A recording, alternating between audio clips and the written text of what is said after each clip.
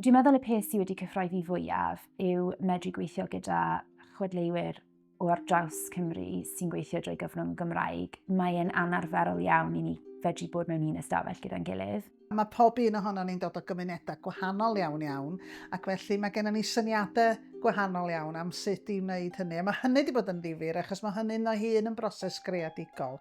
Dwi'n meddwl bod o'n bwysig ein bod ni yn dysgu hanes yr hen straeon ac ailgreu nhw mewn ffyrdd modern, ella sy'n mynd i taro deuddag ella efo cynulleidfaoedd newydd.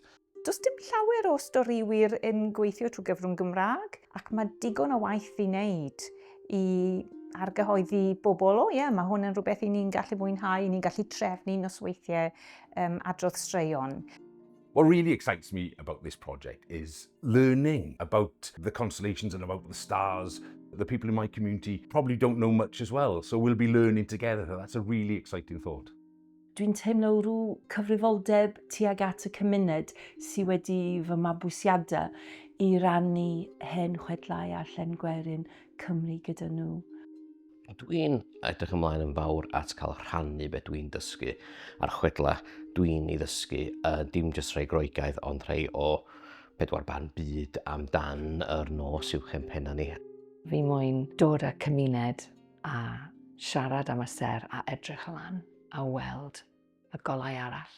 Achos yr unig golau ni'n weld yn y ddinas yw trydan. It's an opportunity to work with the community and think about, the ability to look up to the sky and actually see constellations and think about them in their kind of story context. Mae'r ffaith bod fi'n gallu i blethu beth i fi wneud gyda'r anreg na i allu fy mas i weld pwy mor lwcus i ni bod ni yn gallu gweld y cytseiriau, i allu rhoi hwnna ar ei newyddwedd i bobl. Wy'n teimlo'n lwcus iawn bod fi'n gallu wneud a fi'n gobeithio bydd yng nghymuned i yn teimlo mor lwcus hefyd.